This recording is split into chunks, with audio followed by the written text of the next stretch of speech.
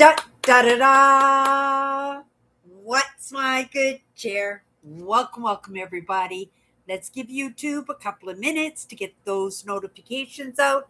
In the meantime, if you've never met me before, I'm Cindy. I explore the inside and the outside. We are coming out of a bit of a heat wave.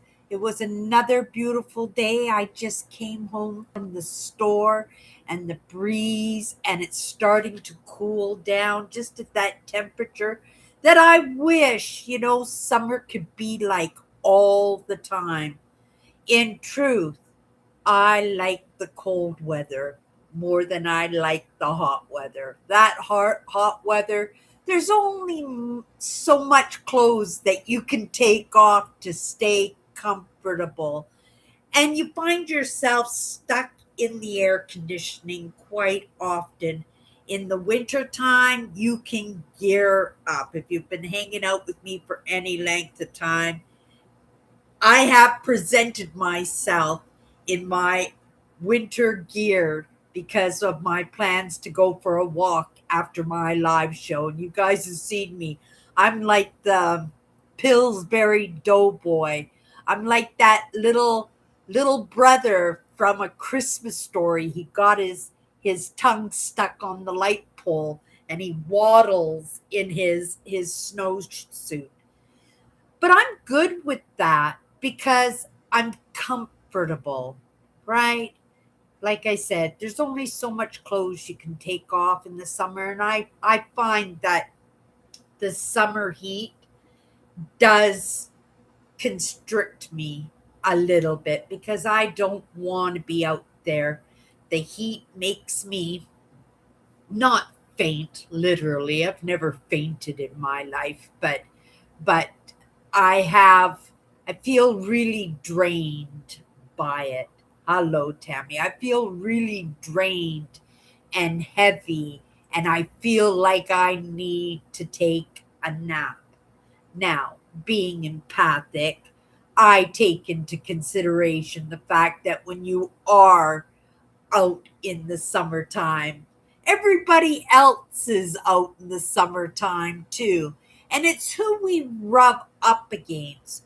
So I'm not going to begrudge that tiredness, and I'm not going to assume that it's because of the heat, right? It can be that little bit of work that we do without really knowing it until we get home and we are totally bagged. And that's the truth. How's your day been going, Tammy? I see that you were in a little bit, and oh no, you weren't in. You were having your truck fixed today, weren't you? You were kind of filling up time watching some of my explore videos. If you guys have never been to my main channel before, I am a bit of a lover of Mother Nature. And when I first started my YouTube channel, I was actually an urban explorer. I explored abandoned farms, abandoned houses, abandoned one room schoolhouses, and old abandoned churches. And today, Tammy sent me a little message, a comment on one of my videos of one of my very favorite explores that I've ever done. It was a Ukrainian, an Orthodox Ukrainian church, and it was absolutely amazing. Like the Russian churches with the onion domes. They look like big onions on the top. Here in Manitoba, Canada, where I live in the moment, we have a very large Ukrainian community. And when they first settled the prairies, a lot of the cultures, they ended up together. Of course, you want to be with your own communities when you move somewheres. It makes life a little bit easier. It helps you to adjust and feel comfortable in change. And here in Manitoba, it was no different, right? All the different nationalities, they had different parts in the province where they like to live. We actually have a community by Winnipeg Beach in Gimli, where the um, settlers from is it, Greenland, Greenland up north, the Icelandics, they came and settled the area, and those are I would think the Vikings, right, that settled Greenland. I think it was some volcanoes that forced them out of their land, and because Winnipeg Lake is one of Canada's biggest resources for fish, right? Uh, that was their trade. It was something that they were accustomed to, and they have rooted pretty well. They have ancestry going back now. Oh my goodness, it's got to be a couple hundred years in any case, right? But in talking about the Ukrainians, they settled for the most part up north in the Dauphin area. And so they have a very large community up there. Beautiful area, the Dauphin area. I always wanted to do one of the winter sleigh rides up there. And I had made plans to do it, but never got so far as to actually doing that winter adventure. And yeah, so their churches are scattered. And of course, as time changed, right, the resources, the gifts of evolution pop in, maybe not the digital age at that time, but running water, electricity, the phone. And so lots of the Ukrainian families who settled up north, I'd say up north, but there's even further north than that. I think Dauphin is about 6 hours away from here. It's a 6 hour drive. If you guys don't know, the provinces in Canada, you could probably fit 3 or 4 states in each one of our province. And if taken into consideration, the entire population of Canada has the same population as California. And wow, that's pretty incredible if you think about it. So we are a very large mass of land that is not being occupied. It's being utilized in agriculture. We are feeding the world. We have our fingers dipped in. Like Patterson and Sons are a very huge I can't say company because they're so huge. They got their fingers in ships and in train freight. At one time here in Winnipeg alone, we had 25 rail lines running through downtown Winnipeg.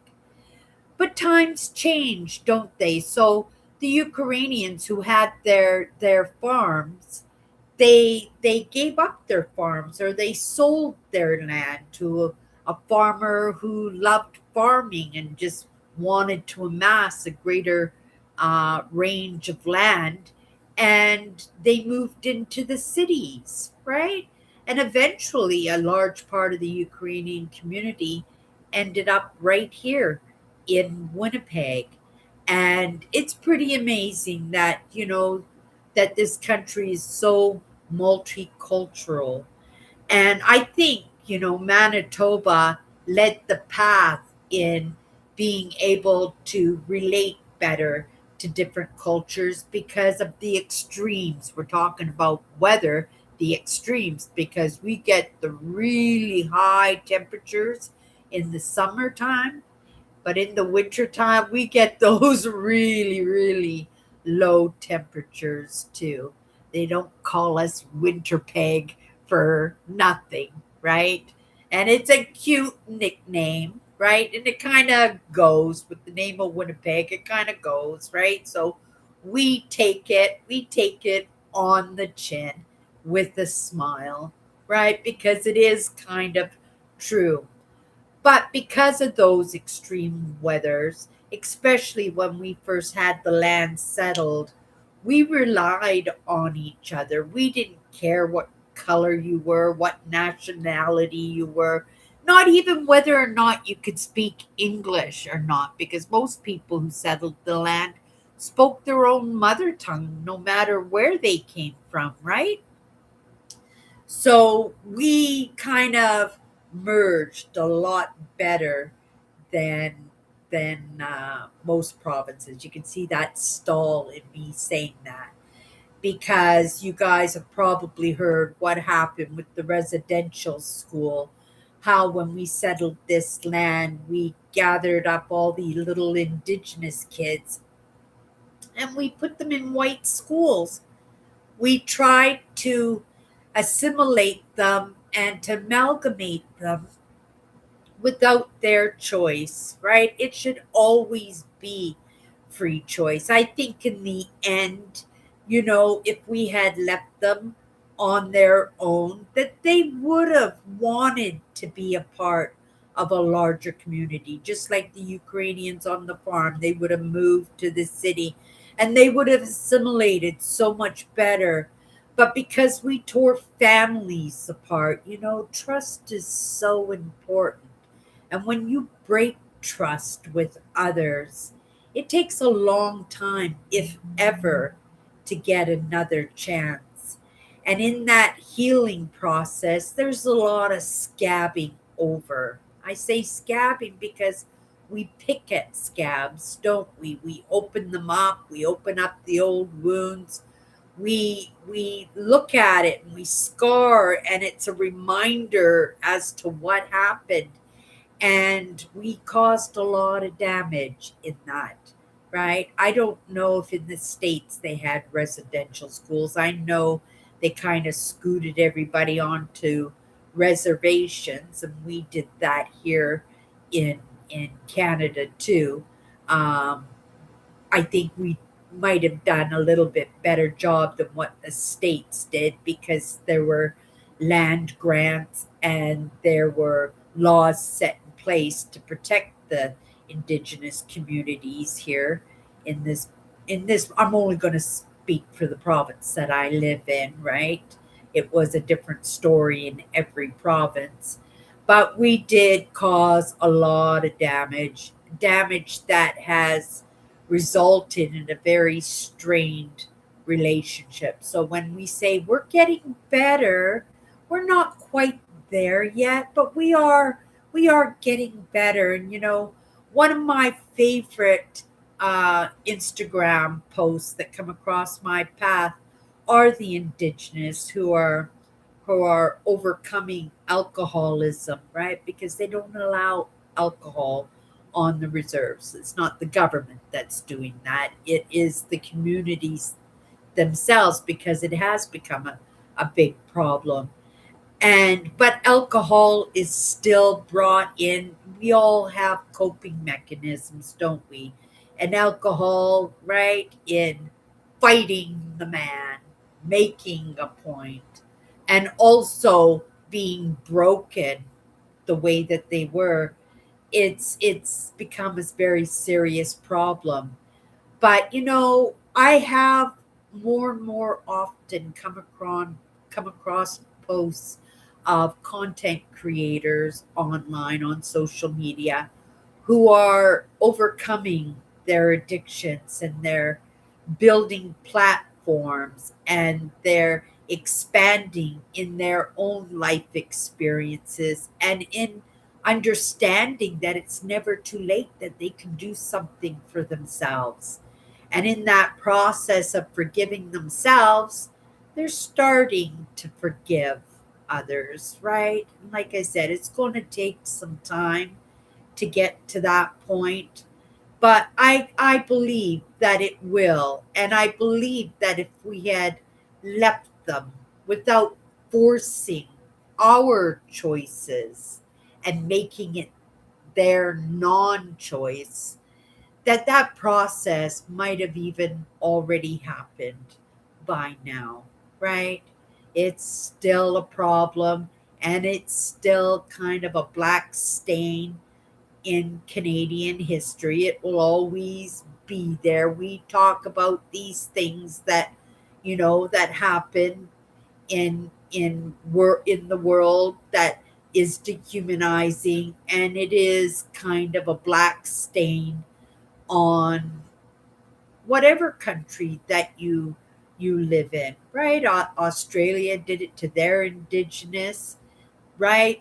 The states did it with the African Americans and slavery, and Canada had slaves too, right? Not as many, but we had them too.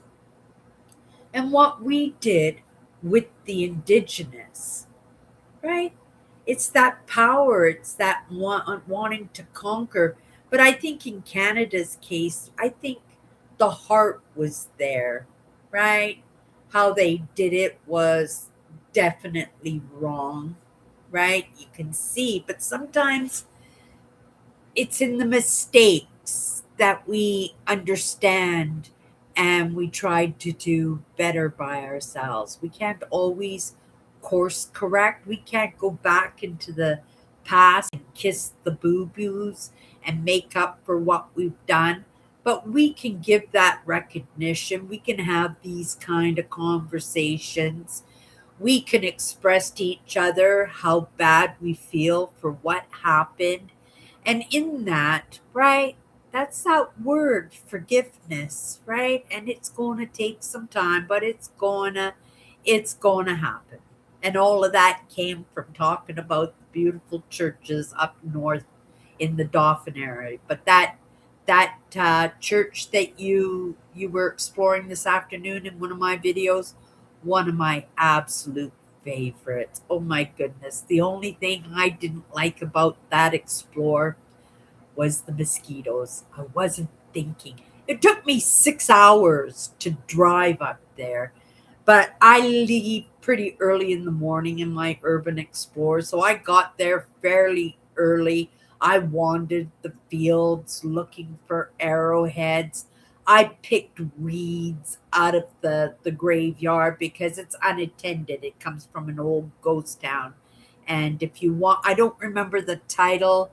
Tammy, if you remember the title of that one, um, yeah, I'd appreciate if you could put it in the comment here so that anybody who pops in might want to go check out that video because like I said, it was one of my very favorite explores. There were actually two churches in that explore because there was the Catholic church, and just around the corner from that church was the Ukrainian Greek Orthodox church, right? Already because of survival, right? The Catholics and the Greek Orthodox, they weren't big fans of each other, but it was a community, right? And there is a sense of tolerance and camaraderie even in those differences of religion.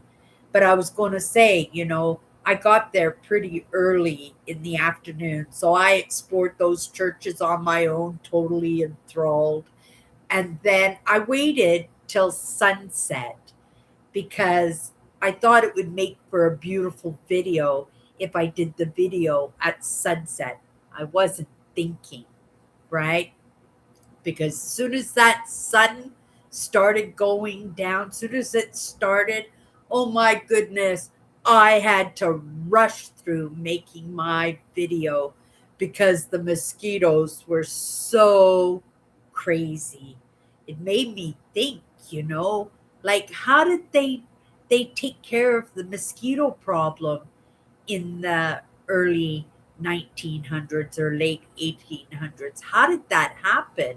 I did a little bit of research. One of the things that they did is they burned cow dung, right?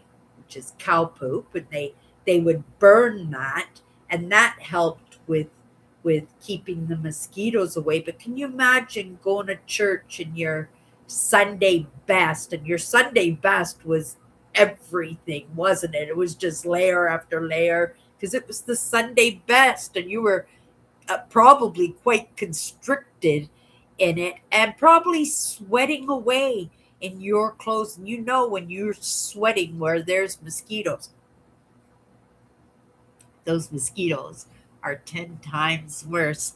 So I remember that urban explorer very much. Uh, Tammy, it was one of my favorite explorers. Such a beautiful church, that Ukrainian, Greek Ukrainian Orthodox church was. Great big onion domes, and the church was abandoned, right? So the windows had already been fallen out or smashed. The onions up on the top of the domes were all kind of bent over. Still had the upper, where the choir would sing, it had the upper deck inside. It had beautiful paintings on the walls.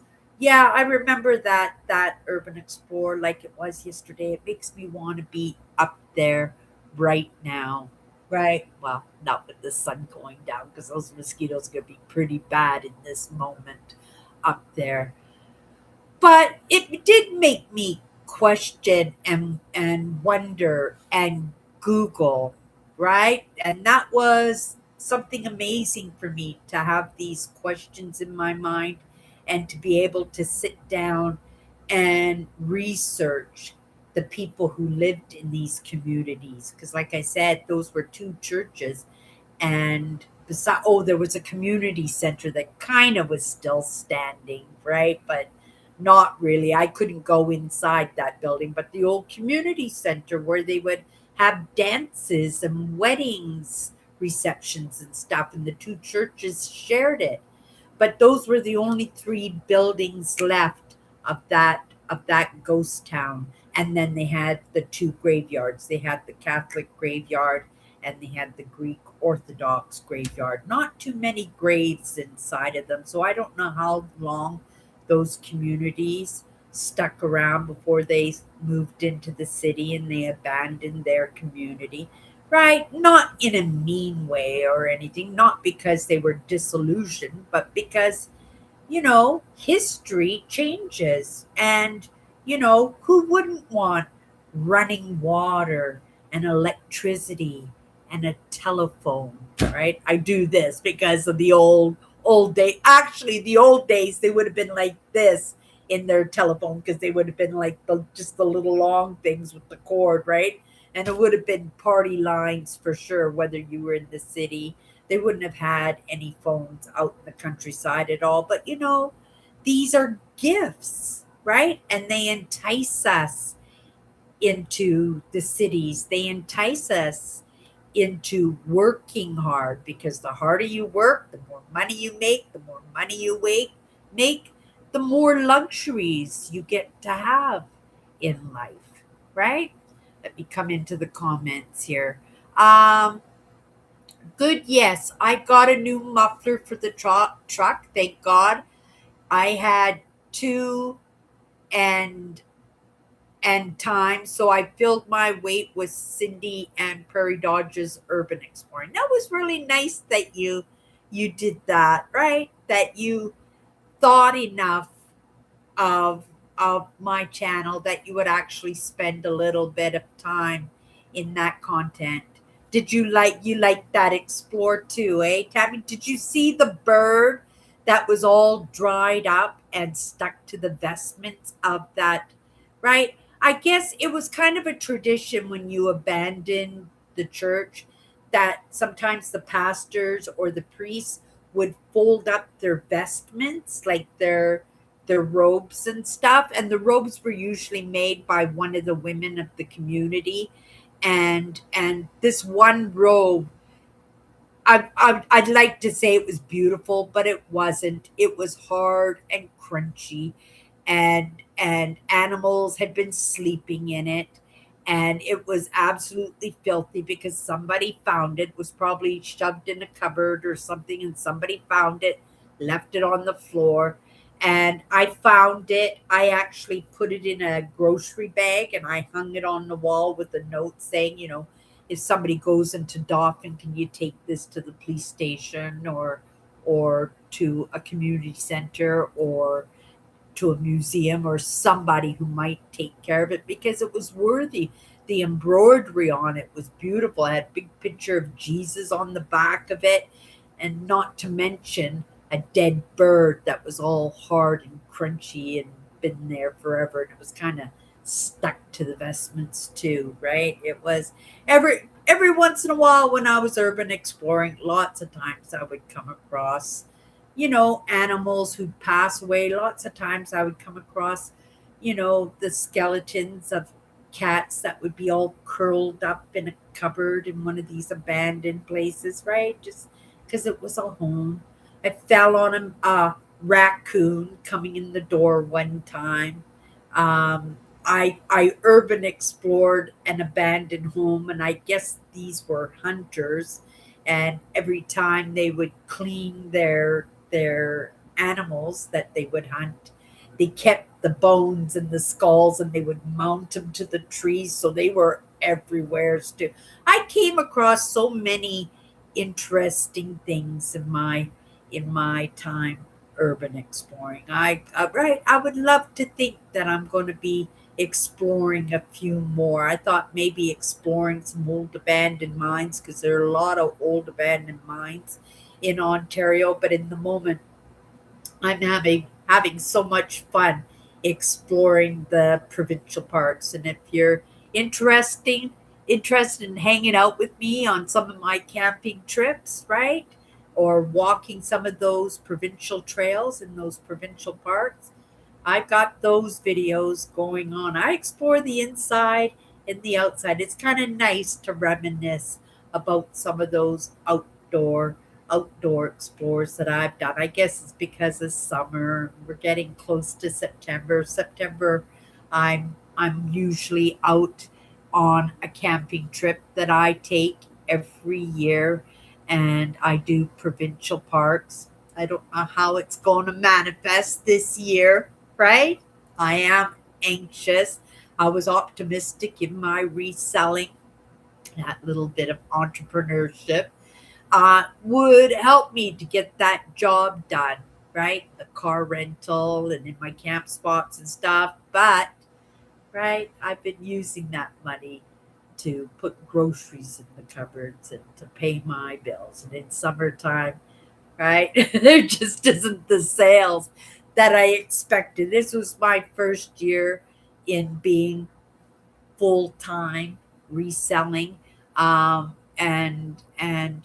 we learn from our mistakes, don't we? We learn from our mistakes. I'm 5 months away from being officially at the age of retirement, and the pension will be kicking in and stuff. So I always dreamed of retiring early. So if I could manage to keep going for 5 more months, that one dream will have manifested in my life. And in this day and age, not a lot of people can say that they retired early. On the norm, they're retiring millionaires and gazillionaires. But I'm just happy to be able to say, right? We're not going to say it in the moment. Well, I guess we could say it in the moment. To early retire, right? To retire early. I still do my thing, right? I still do my thing, and that's in my dreams and my goals and those things that I move towards, right? But who's to say what manifests?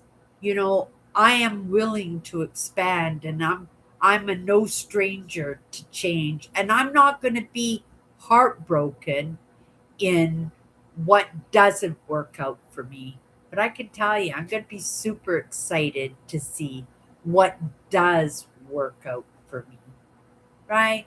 And there have been lots of amazing experiences and events and relationships that have come into my life. And I've always thrilled and excited and mesmerized, right, of how and what comes into my life, right? How things work out, right? I'm planning to stick around 114 years old, and I would be super excited at 85 years old to still be doing my provincial park tours and expanding in that.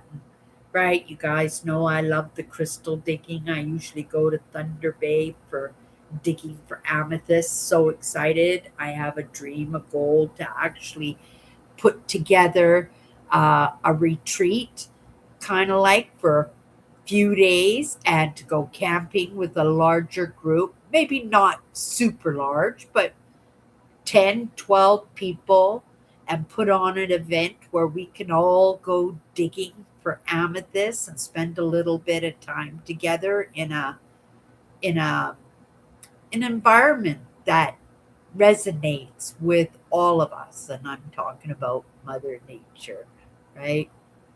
Uh back oh she oh thank you.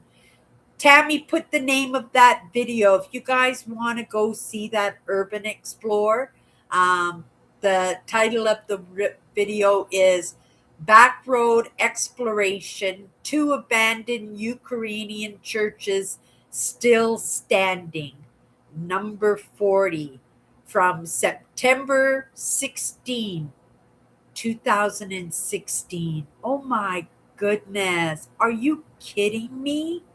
10, 10 years ago, almost 10 years ago. It just seems like just a couple of years ago at the most. Time sure does move fast, doesn't it? 2016. That's absolutely crazy. Oh, you love that one. Yeah, I love that video too. Yeah, when you said that you were exploring that one, I wanted to go in and do that one again. But you guys, I am so in. Today, I subscribed to a new content creator.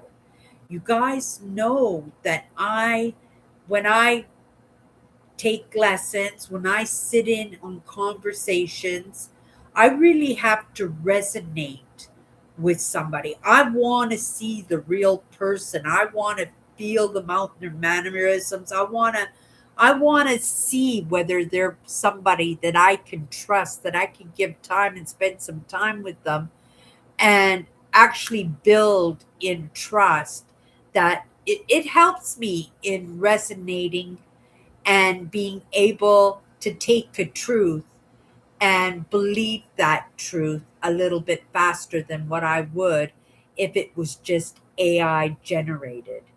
Today, I subscribe to a channel that's 100% AI generated. I can tell these characters, like lots of times they'll introduce a character that I'm familiar with, right? And I'll go in, I'll go, oh, there's so and so. And I'll go in to sit in on a lesson and instantly know that that character is AI generated. It's not a real person, but it looks like them. It speaks like them. To actually, today I bumped into somebody that I follow. His name's Chase Hughes, and he's an ex CIA agent, and yeah, really smart man. He's a thought leader out there, and he helps empaths and stuff to make some movement, right? But I enjoy his content. He's a very nice man. He's a very nice man. I feel him out. And today I saw a thumbnail, had him on there, and I went, oh, I'll go in and check out what he's got to say today. It wasn't his channel, but quite often he does interviews with other thought leaders out there. So I walked in and I walked out immediately because it was clearly AI generated. Like it barely looked like him. And the voice was completely different. And I was out of there. And then this evening I went in and this gentleman, I feel that he's AI generated. He's not truly a real person. He may be a representation of a real person, but I didn't know him by looking at him. So I went down into the descriptions. That's why the descriptions is so important. So you can get a little bit of idea of what you're watching, what the topic is, right? get a little bit of insight into the person, very least to find out what they're doing and where they're from. So that's what I wanted to do. I knew it was AI generated. And before I subscribed to the channel, well, I think I already subscribed to them. And I was all like, oh, Cindy, that was AI generated. Why did you subscribe? But I could feel into the message and I could understand that the message was resonating to me. I felt connected with it. I felt that it was true. So I went down in there and it was actually saying that it was AI generated, but it was inspired by this Chase Hughes. So it was the same message, but just given by somebody who was AI generated. So I thought that was pretty cool. I couldn't go in and subscribe to an AI generated him, but I could go in and subscribe to somebody else who was AI generated, but because I resonated with the message. And that's what's most important, that we resonate with the message, right?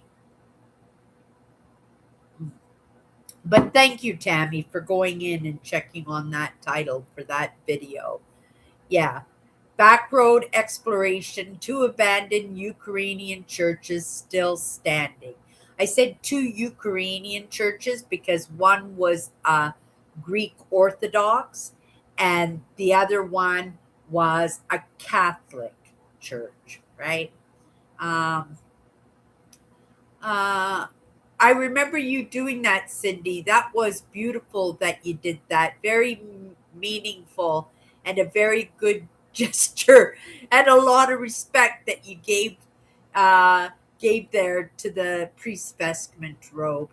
Yeah, kind of broke my heart to see that outfit, his robe, right? It was purposely. There was not much left when it came to furniture in that building anymore, right? So that tells me that, when there's no crosses and right, there was maybe some old plastic flowers or something, but not much, right? So it says that out of respect for the church, right, that one of the last things they did is they folded that vestment up and tucked it into the wall or tucked it into a drawer or cupboard or something. And somebody who was roaming around in that building found it and disrespected it by just leaving it on the floor for squirrels and birds and raccoons to sleep on. Right, but of course they were going to sleep on it because in the wintertime, that's how they're staying warm. And if you think it's cold here in Winnipeg, oh my goodness, 6 hours up north, no wonder the Ukrainian community, right, decided to move into this city. Uh, Cindy, I read the descriptions too on videos and the YouTube channel content. Oh, thank you. I don't write the insights into my live shows or into my podcasts. I don't do that, in my adventures, in my outdoor explores, I most definitely do. I do tie the mindset, right? I do tie the mindset and the understandings into those adventures too because, the more we can understand about the past, we truly, even though it is different, we get to understand the future, where we are at and what we got wrong, just like what happened to the Indigenous and the relationship that we have with the Indigenous now is um, for sure it's a byproduct of what we did in the past. And it's important, right, to recognize the past, to recognize where we made our mistakes, because that's where we can rectify and course correct and do a little bit better in the future, right? I'm not saying that, you know, there are lots of places they say, well, we're going to give each Indigenous person 20,000 acres or 20 acres of land to say, I'm sorry. We're going to send them some money to say, I'm sorry. We're looking at 3 generations down the road. And yes, they're suffering in that. But we also are 3 generations from what our forefathers in their mistakes did. It's not fair to blame the cultures. We can't blame the Germans today for what happened in the Second World War. We just can't do that, right? Because it's not fair. It's not like the Persians who conquered all those countries in the first century, or the Romans in before Christ, what they did, right? That in taking all that land and conquering all those countries, that today that they can say, oh my goodness, I'm so sorry about what we did. Let's give everybody from those generations $1 million. Like, you can't hold the generations afterwards accountable for that, right? And, maybe that will be part of the healing process, is in that understanding that the Indigenous can say, okay, things have changed, right? People aren't the way they were 100 years ago, right? Or 75 years ago.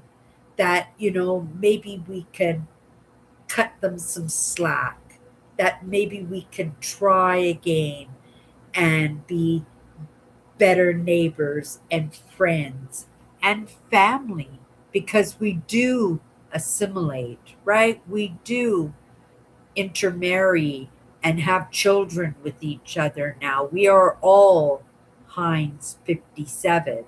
And if we're not a Heinz 57, I would say, if you were looking for prejudice, you would look in those groups. That's what I would say. Put your eyes towards those groups who refuse to, right, to mingle with people outside their cultures and communities and networks who are different than them. Okay, you guys. I didn't know it was going to go in that direction. Can blame that on Tammy and watching that video this afternoon. I'm teasing Tammy. I love that Tammy comes in and she jogs my memory too. I can't believe that video was one that I've been here on YouTube, you guys, for over 12 years. 2014 was my first urban explore, my first video that I posted. I'm just teasing you, Tammy. I'm just teasing you. It was a good lesson. You get credit, right? You get brownie points for that. It's just like when I'm sitting in with psychologists and I expand myself and expand my understandings. And then I sit with somebody at the bus stop and it comes into the conversation. Yes, that's a conversation between me and somebody else, and it might help them in that conversation. But I learned those lessons somewhere, Tammy, right? That information was somebody else's work, and it got passed along. And yes, that's right, in my interaction, in that action that I took, that I was able to bring that to the conversation. But Carl Jung gets credit for that. And Sam Batkin gets credit for that. And every other content creator that I spend time with, that I resonate with, gets credit for that. That's how it works. And so tonight's lesson, you guys, was brought to you by Tammy Ellen, my moderator here on this podcast, right? You get credit for it too, because we never know how these conversations are going to hit, how they might impact somebody. And they might not impact somebody tonight or tomorrow or next year. But when that healing process is really in the midst, when it's really going to start, that it might impact somebody immensely. And that person might end up being a thought leader that might have that credit to pass on to Cindy and Tammy, who shared in that sharing. That's how it works, Tammy, by being the example, by being the evidence, right? In that sharing of time and content, ideas and information and conversation and history. And, right, even when you come in here, and especially on Sunday nights, I have a lot of mature people that kind of hang out with me on Sunday nights, Tammy, and you're such a godsend in giving that advice. I can give little tidbits that come across my path. But you are a true caregiver in the word of caregiving, like physically in people's well being. And I so appreciate that you share your ideas with my crew, right? Because I want all my crew to live to be 114 years old.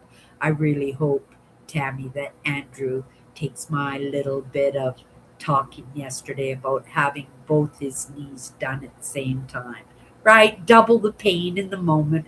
But if somebody's mole walking in 6 weeks, like my mother was when she had both her legs done at the same time, it can't be as bad as we assume it to be. A lot of times it's in our head, right? That we anticipating the operation and we make things a lot worse than what it really is. But yeah, Tammy, 100%, right? Today's episode. I don't know the title of the episode yet. We'll find out right now. But this episode is brought to you by Tammy and her insightfulness that became the topic of discussion tonight. Okay. 54 powerful words. If you never hung out with me before, we always pull a card at the end of the night. Sometimes it's relevant to the conversation. Sometimes it's not. Sometimes we go off in a totally opposite direction, but it's only for a few minutes. Oh, this would have been a good card for yesterday, right? Willingness is faith over doubt. But it's also, I would think, relevant for today's message too, right? To have that faith that we can overcome what we got wrong, that we can learn from our mistakes, that we can trust in the lessons that we take in our day to day, to understand if we use our own discernment that we're going to pick well. So pick well. We are going to move into a digital age. Oh my goodness, they're making movies now, entire movies that isn't one actor. Not one actor, it's all done by AI. It's all AI generated, right? I'm not sure if I would want to sit down in a movie like that. But it's been going on for a very long time, a very long time. You could go back to the movie The Wizard of Oz. They were doing special effects way back then, right? It's just gotten better and better and better. And so if we have that willingness, right, and that faith, right, that we could overcome a lot of our mistakes, a lot of our misunderstandings, that we can do a little bit of course correction, right? But again, it's like what we do wrong. Yes, it hurts, right? Yes, it was not the right thing to do in the moment. But we can't go back to the past and course correct. We just have faith, right? That somewhere's down the line through forgiveness and in the scabbing over of the hurts and pains, right? That we can overcome. That's evolution. That's the way and the direction that I want to go in 100%. That's our survival. If mankind, right, ever went extinct, it was because, right, we weren't willing to have faith over the doubt that we have, right? That we gave up, that we warred with each other, that we didn't amalgamate and assimilate, right? Keep our uniqueness, right? 25% of the population of Dauphin still speaks their mother tongue almost 200 years later. Isn't that incredible? Don't you think that's incredible? 25%. And it's the same thing with the Icelandics, right? That they still speak their mother tongue. They still have their community. They're part of a larger community now, but they still hold tight to their beliefs and their traditions, right? And it's just about having that faith, right? Over the doubt. I believe that it can be done, right? That's the answer, right? It's just that willingness, right? It's faith over doubt, 100%. Okay, you guys, that's going to be my good chair. Thank you, Tammy, for the topic of discussion, and the word of the day is willingness. I think it's a great word for today. We talked quite a bit about willingness yesterday, but maybe that's the topic of discussion. We know there's a lot of patterning going on my channel. Okay, you guys, that's my good cheer, and we'll see you tomorrow.